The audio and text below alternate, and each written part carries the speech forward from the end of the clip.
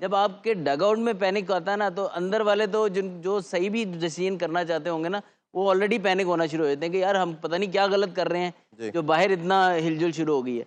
तो I think that is all add up. एक तो डिसीजन मेकिंग उनकी आउटस्टैंडिंग थी। जब उनको पता लगा कि रन रेट अब बहुत कम रह गया, बुमराह को फौरन उन्होंने ओवर कराए ताकि गेम में वापस आए। वो वापस लेके आए, गेम में रिवर्स हो रहा था बॉल, और बाकी भी पांड्या ने बहुत क्रूशियल 2 विकेटें ली। जी। क्लासन की वो टर्निंग पॉइंट साबित हुआ। उसके बाद से साउथ अफ्रीका जो है वो स्ट्रगल किया उन्होंने। आप उनकी परफॉर्मेंस को किस तरह से देखते हैं? उनकी जीत की मेन वजह आप क्या समझते हैं? देखिए, इसी चीज़ पे मैं ऐड करूँगा। देखिए, कामनेस अंडर प्रेशर। देखिए, वो भी जैसे बात है ना कि 3, 4, 5 फाइनल्स में आके वो हार चुके थे। जी। और जो अक्षर पटेल को ओवर लगा है 24-25 रन्स का, उसके बाद रन बॉल ऑलमोस्ट आ गया। जी। और उसके बाद तो ऐसी टीम जो इतने फाइनल्स हार चुकी है, वो तो आराम से पैनिक कर सकती थी।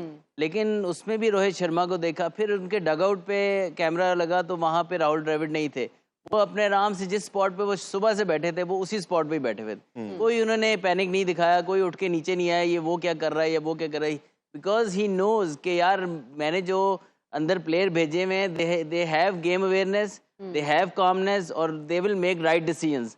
हमारा क्या होता है कि हम जब ऐसी सिचुएशन में आते हैं ना, हमारे 3-4 लोग हिलना जुलना शुरू कर देते हैं। जब आपके डगआउट में पैनिक आता है ना, तो अंदर वाले तो जिन जो सही भी डिसीजन करना चाहते होंगे ना, वो ऑलरेडी पैनिक होना शुरू हो जाते हैं कि यार हम पता नहीं क्या गलत कर रहे हैं, जी। जो बाहर इतना हिलजुल शुरू हो गई है। तो I think that is all add up. एक तो डिसीजन मेकिंग उनकी आउटस्टैंडिंग थी।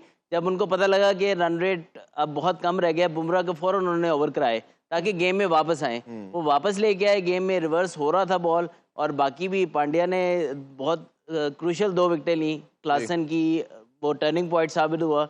उसके बाद से साउथ अफ्रीका जो है वो स्ट्रगल किया उन्होंने। और उसके बाद आखिरी ओवर में मिलर की विकेट, ऑल्दो थोड़ा सा लकी रह गए, लेकिन अगेन ब्रिलियंट कैच, वो इजीली टर्निंग छक्का हो जाता।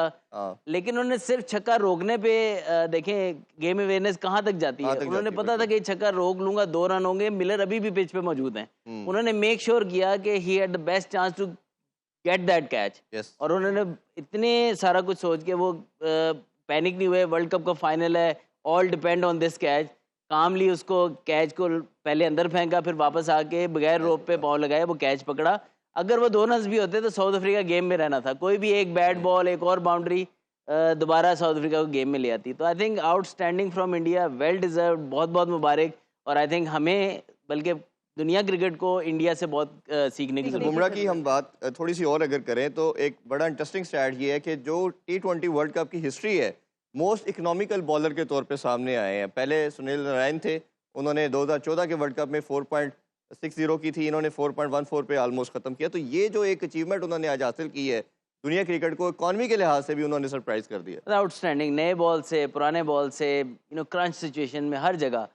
यूएसए में तो चले कंडीशन आप कह लें कि जी ऐसी थी कि जिसमें अनप्लेबल हुए हुए थे, लेकिन कैरेबियन में आके भी उनका मेरा नहीं ख्याल है किसी मैच में, शायद जी। एक आधे मैच में इनको 6 रन ओवर से थोड़ा सा ऊपर हुआ। उसके अलावा तो सारे मैचेस में बिलो 20 रन इनको 4 ओवर में हुए हैं, और दैट इज़ आउटस्टैंडिंग एक्यूरेसी। फिर रिवर्स होता है ना, हमारे कई दुनिया में बॉलर्स का रिवर्स स्विंग होता है, लेकिन उसमें वो कहीं ना कहीं लीक करते हैं। एक लेग साइड से चौका दे देंगे, लेकिन उनका ऑन द स्पॉट विकेट को टारगेट हिट हो रहा है। जो बॉल अंदर लाना चाह रहे हैं वो अंदर आ रही है, बाहर निकालना चाह रहे हैं बाहर निकल रही है।